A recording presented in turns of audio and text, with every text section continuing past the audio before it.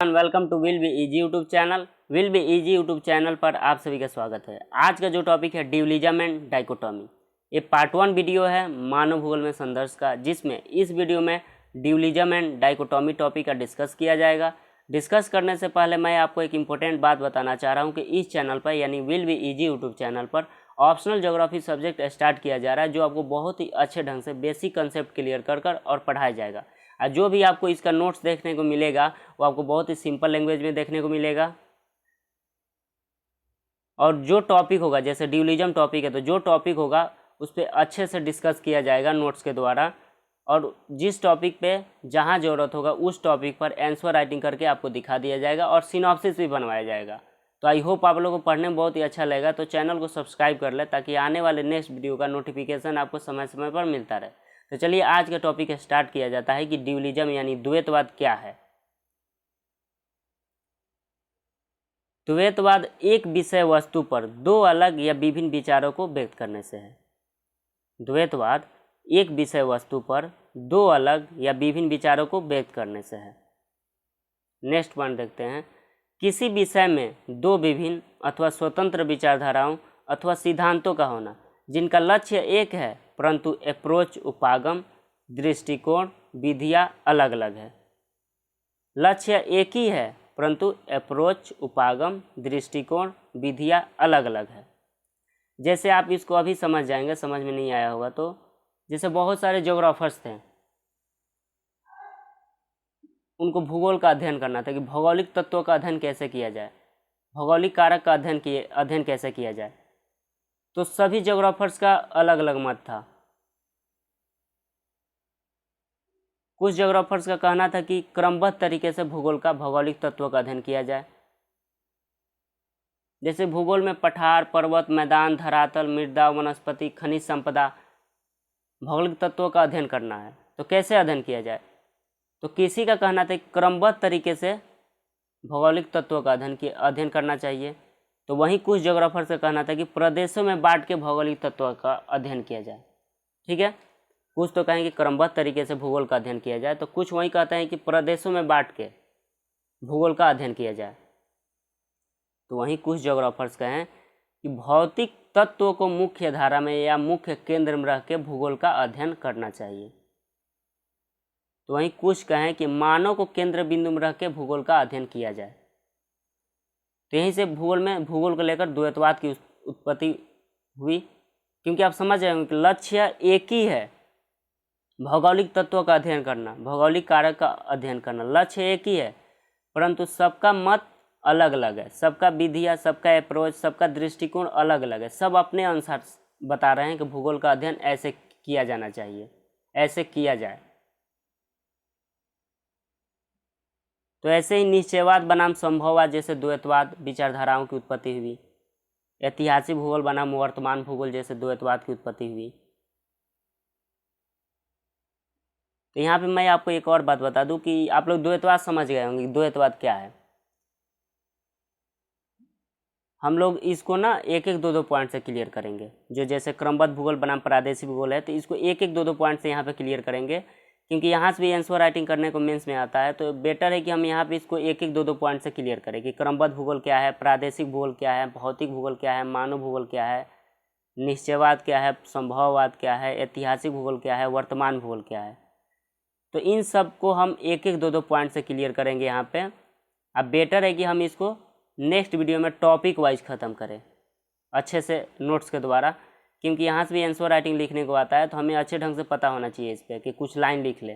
तो हम बेटर है कि इसको नेक्स्ट पॉइंट में अच्छे से क्लियर करेंगे। तो आप लोग यहाँ से एक एक दो पॉइंट से इसको समझते चले, क्योंकि द्वैतवाद को हम समझ लें और द्वैतवाद को नोट्स के द्वारा अच्छे से डिस्कस कर लें और एक आंसर राइटिंग करने लायक पढ़ लें।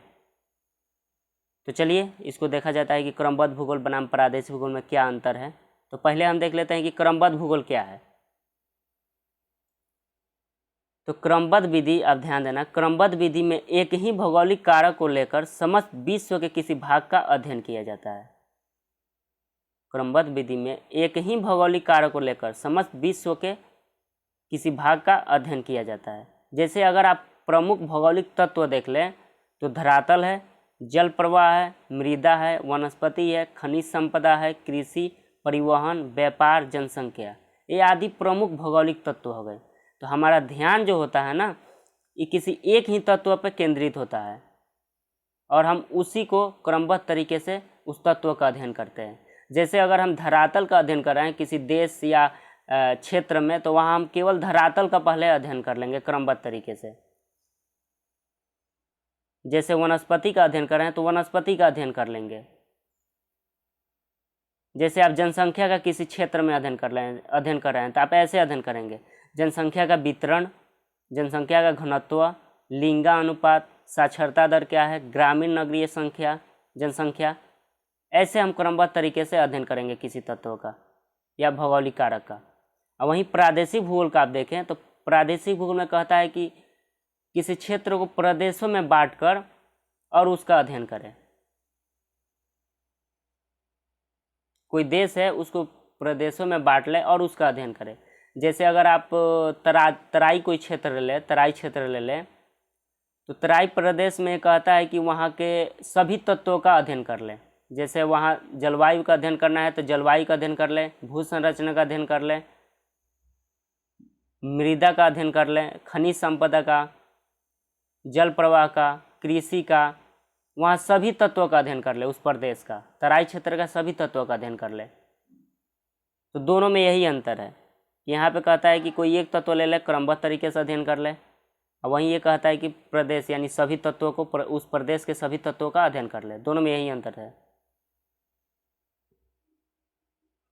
और इसको जो नेक्स्ट वीडियो में अच्छे से इस पर नोट्स के द्वारा डिस्क्राइब करके डिस्कशन किया जाएगा। तो आई होप आप लोग समझ गए होंगे।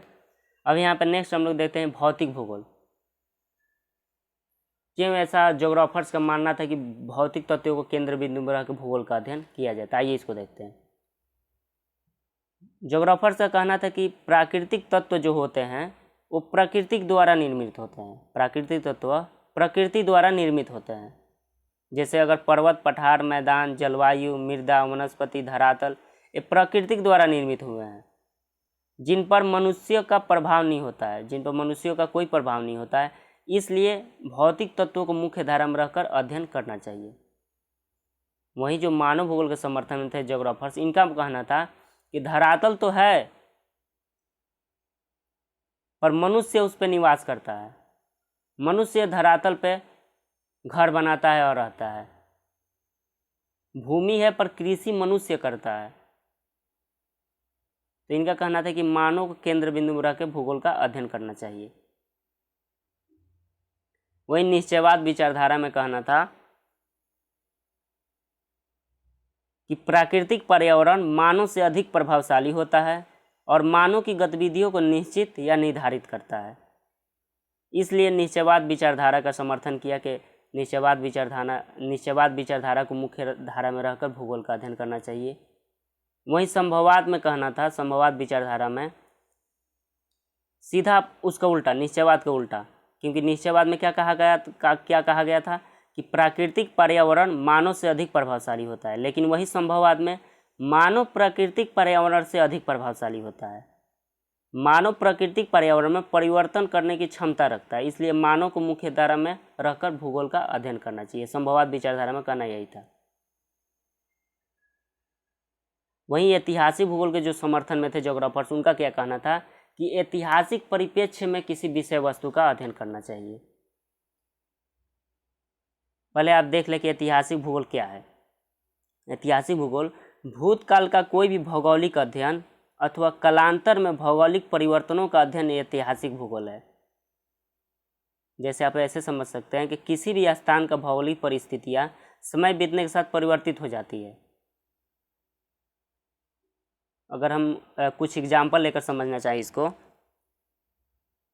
अगर हम भारत में देखें तो अगर भारत में हम लोग मध्यकाल में देखते हैं, फसलों और बस्तियों का स्वरूप का अध्ययन करते हैं, ठीक है, तो ऐतिहासिक भूगोल है। भूतकालीन दशा में हम लोग भौगोलिक तत्वों का अध्ययन कर रहे हैं। अगर कोई फसल का अध्ययन करते हैं मध्यकाल में तो ऐतिहासिक परिप्रेक्ष्य में कर रहे हैं।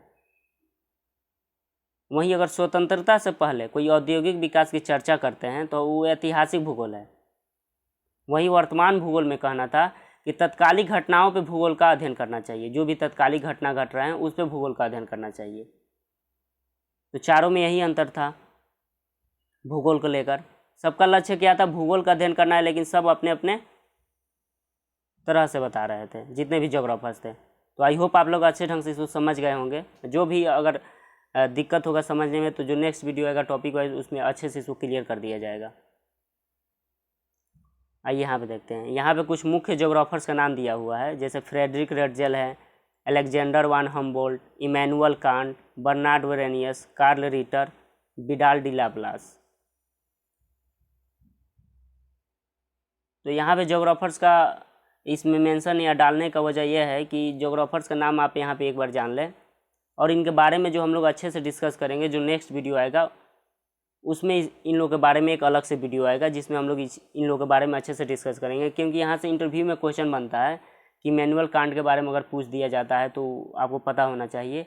तो बेटर है कि हम लोग इस पर अच्छे से एक वीडियो बनाएंगे, सभी ज्योग्राफर जितने भूगोलवेता हैं, और फिर उस पर अच्छे से डिस्कस करेंगे कि वे किस यूनिवर्सिटी से पढ़े हुए थे, उनका कहाँ से थे, वे किस देश के रहने वाले थे, उन्होंने क्या सिद्धांत दिया था। तो इसके बारे में अच्छे से हम लोग पढ़ेंगे। यहाँ पे केवल आप लोग इनका नाम देख लें, क्योंकि यहाँ पे जब हम लोग आंसर राइटिंग करेंगे तो नाम में कोई कन्फ्यूजन नहीं हो, इसलिए मैंने यहाँ नाम डाला हुआ है। और एक चीज़ मैं आपको बता दूँ, जैसे पहले आप ए लाइन पढ़ कर देख लें कि यहाँ कह रहा है कि ग्रीक और रोमन भूगोलवेता से लेकर अमेरिकी भूगोलवेताओं तक ने, ग्रीक और रोमन भूगोलवेता से लेकर अमेरिकी भूगोलवेताओं तक ने। तो इस लाइन का कहने का मतलब है कि मैं यहाँ पर यही बताना चाह रहा हूँ कि आगे जब इसमें आप चलेंगे पढ़ने, जो नोट्स के द्वारा डिस्कस करेंगे, तो आपको देखने को मिलेगा कि ग्रीक, रोमन के ज्योग्राफर्स, ब्रिटेन के ज्योग्राफर्स, अमेरिका के भूगोलवेता का कहना ये था, इन्होंने निश्चयवाद विचारधारा का समर्थन किया। जर्मनी के जो भूगोलवेता था निश्चयवाद विचारधारा का समर्थन किया। तो इसका कहने का मतलब यही है कि जो ये ज्योग्राफर्स थे, जो मुख्य ज्योग्राफर्स हैं, वो कोई जर्मनी के थे, कोई फ्रांस के थे, कोई ब्रिटेन के थे, कोई अमेरिका के थे। तो वही इसमें आपको देखने को मिल जाएगा, क्योंकि ये तो आंसर राइटिंग है, तो यही देखने को आपको मिलेगा कि कहने को मिलेगा अमेरिका के ज्योग्राफर्स ने ऐसा कहा, अमेरिका के भूगोलवेता ने ऐसा कहा। ठीक है, तो आप लोग समझ गए होंगे मैं क्या समझाना चाह रहा था। तो चलिए अब इस पर हम लोग देखते हैं अच्छे से आंसर राइटिंग करके। भूगोल में द्वैतवाद का संबंध एक ही विषय वस्तु पर दो अलग या विभिन्न विचारों को व्यक्त करने से है। ग्रीक और रोमन भूगोलवेता से लेकर अमेरिकी भूगोलवेताओं तक ने भौगोलिक अध्ययन को, किसको, भौगोलिक अध्ययन को प्राथमिकता देते समय विभिन्न प्रकार के विचारों को व्यक्त किया, जिससे भौगोलिक संकल्पनाओं का विकास हुआ। भौगोलिक अध्ययन को प्राथमिकता देते समय विभिन्न प्रकार के विचारों को व्यक्त किया। क्लासिकल युग के भूगोलवेता में क्लासिकल युग के भूगोलवेताओं में वेरेनियस ने जियोग्राफिया जनरलाइज नामक पुस्तक में द्वैतवाद की आधारशिला रखी। किस पुस्तक में द्वैतवाद की आधारशिला रखी? वेरेनियस ने जियोग्राफिया जनरलाइज नामक पुस्तक में द्वैतवाद की आधारशिला रखी। वेरेनियस ने, इन्होंने, किसने? वेरेनियस ने भूगोल का वर्णन सामान्य एवं विशिष्ट भूगोल के रूप में किया। अब यहाँ पे आप देख लें कि सामान्य भूगोल क्या है, विशिष्ट भूगोल क्या है। तो वेरेनियस के अनुसार सामान्य भूगोल ही क्रमबद्ध भूगोल है। सामान्य भूगोल ही क्रमबद्ध भूगोल है। सामान्य भूगोल ही क्रमबद्ध भूगोल है, यानी क्रमबद्ध, कहीं कहीं आपको क्वेश्चन में देखने को मिल जाता है सामान्य भूगोल, तो सामान्य भूगोल ही क्रमबद्ध भूगोल है। अब प्रादेशिक भूगोल ही विशिष्ट भूगोल है। आप यहाँ पे ध्यान, प्रादेशिक भूगोल विशिष्ट भूगोल है और क्रमबद्ध भूगोल सामान्य भूगोल है। तो इनके अनुसार, वेरेनियस के अनुसार, सामान्य भूगोल ही क्रमबद्ध भूगोल है, जिसके अंतर्गत विश्व को अध्ययन की इकाई मानकर भौगोलिक विशेषताओं का क्रमबद्ध अध्ययन कर भौगोलिक संकल्पनाओं का विकास किया जाता है। वहीं विशिष्ट भूगोल को प्रादेशिक भूगोल, अभी मैंने बताया, विशिष्ट भूगोल को प्रादेशिक भूगोल का नाम देते हुए इन्होंने यह भी स्पष्ट किया कि क्षेत्र विशेष के संदर्भ या संबंध में भौगोलिक विशेषताओं का परीक्षण कर सिद्धांतों का सत्यापन किया जा सकता है। इस प्रकार वेरेनियस ने क्रमबद्ध बनाम प्रादेशिक भूगोल के द्वैतवाद को जन्म दिया। वहीं जर्मन एवं फ्रांसीसी भूगोलवेताओं ने क्रमबद्ध, प्रादेशिक, भौतिक और मानव भूगोल के साथ पर्यावरणवाद से संबंधित विषय वस्तु पर अपने अपने अलग विचारों को व्यक्त करते हुए द्वैतवाद को बढ़ावा दिया। जर्मन भूगोलवेताओं का यह मानना था कि भौतिक तथ्यों को केंद्र बिंदु में रख के, आप समझ, यहाँ ध्यान देना कि जो जर्मन ज्योग्राफर्स थे उनका क्या मानना था कि भौतिक तथ्यों को केंद्र बिंदु में रखकर भौगोलिक विशेषताओं का वर्णन किया जाना चाहिए। तो जर्मन भूगोलवेताओं में हम्बोल्ट भूगोलवेता ने न केवल भौतिक विशेषताओं का अध्ययन को महत्व दिया, बल्कि भौतिक भूगोल से संबंधित कई संकल्पनाओं को भी स्पष्ट किया। वहीं फ्रांसीसी भूगोलवेताओं का यह मानना था कि मानव को केंद्र बिंदु में रखकर, आप यहाँ पे एक की पॉइंट याद रखेंगे कि जो ज्योग्राफर्स, जर्मनी के ज्योग्राफर्स थे, उन्होंने भौतिक तथ्यों को केंद्र बिंदु में रखा, और वहीं फ्रांसीसी जो ज्योग्राफर्स थे उन्होंने मानव को केंद्र बिंदु में रखकर भूगोल का अध्ययन करने की बात कही। तो ब्लास ने फ्रांस के मानव समुदाय के जीवन शैली के अध्ययन को प्राथमिकता देते हुए मानव भूगोल को भौगोलिक अध्ययन का मुख्य विषय माना। इसी प्रकार जर्मन भूगोलवेताओं ने क्रमबद्ध विधि के द्वारा भौतिक विशेषताओं के अध्ययन को महत्व दिया। जो जर्मन के ज्योग्राफर्स थे उन्होंने क्रमबद्ध विधि के द्वारा भौतिक विशेषताओं के अध्ययन को महत्व दिया, जबकि फ्रांसीसी जो भूगोलवेता थे फ्रांस के प्रादेशिक अध्ययन को प्राथमिकता दी। जर्मन भूगोलवेता थे उन्होंने क्रमबद्ध विधि, भौतिक विशेषताओं, वहीं फ्रांसीसी जो भूगोलवेता थे प्रादेशिक भूगोल को प्राथमिकता दी।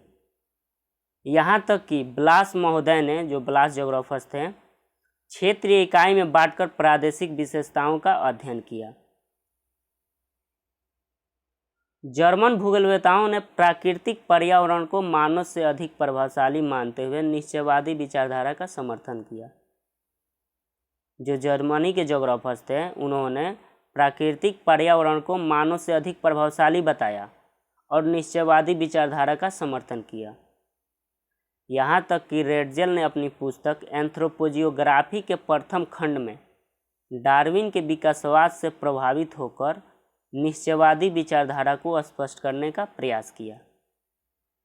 ये जो डार्विन है इनके बारे में भी हम लोग पढ़ेंगे नेक्स्ट वीडियो में।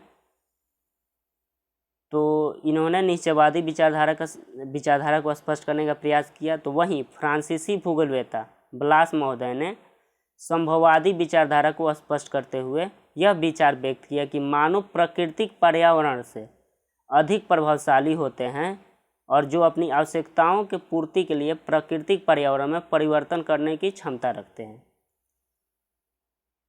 जो आपको जर्मन ज्योग्राफर्स थे उन्होंने निश्चयवादी विचारधारा का समर्थन किया, और वहीं जो फ्रांसीसी ज्योग्राफर्स थे उन्होंने संभववादी विचारधारा को स्पष्ट करने का प्रयास किया, विचारधारा का समर्थन किया। इस प्रकार जर्मन एवं फ्रांसीसी भूगोलवेता के कारण भौतिक बनाम मानव भूगोल, क्रमबद्ध बनाम प्रादेशिक भूगोल, निश्चयवाद बनाम संभववाद के द्वैतवाद को बढ़ावा मिला। यहाँ तक कि भौगोलिक अध्ययन में ऐतिहासिक भूगोल बनाम समकालिक भूगोल के द्वैतवाद की स्थिति भी उत्पन्न हुई। अब आइए देखते हैं ऐतिहासिक भूगोल का क्या कहना था। ऐतिहासिक भूगोलवेताओं का यह मानना था कि ऐतिहासिक परिप्रेक्ष्य में विषय वस्तु का अध्ययन किया जाना चाहिए, जबकि समकालिक जो ज्योग्राफर्स हैं उनके अनुसार तत्कालिक घटनाओं के अध्ययन को प्राथमिकता दी जानी चाहिए। जहां जर्मन एवं फ्रांसीसी भूगोलवेता के भूगोल में द्वैतवाद की स्थिति उत्पन्न कर दी, जहां जर्मन एवं फ्रांसीसी भूगोलवेताओं ने भूगोल में द्वैतवाद की स्थिति उत्पन्न कर दी, वहीं ब्रिटेन के भूगोलवेताओं ने द्वैतवाद को कम करने के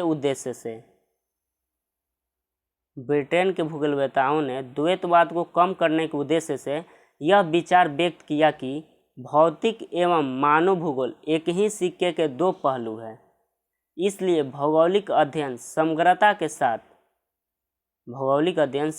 के साथ एक दूसरे के पूरक के रूप में किया जाना चाहिए। ओके, तो वास्तव में भूगोल के अंतर्गत मानव एवं पर्यावरण के अंतर्संबंधों पर आधारित अध्ययन को प्राथमिकता देते हुए विषय वस्तु का समग्रता के साथ विश्लेषण किया जाना चाहिए।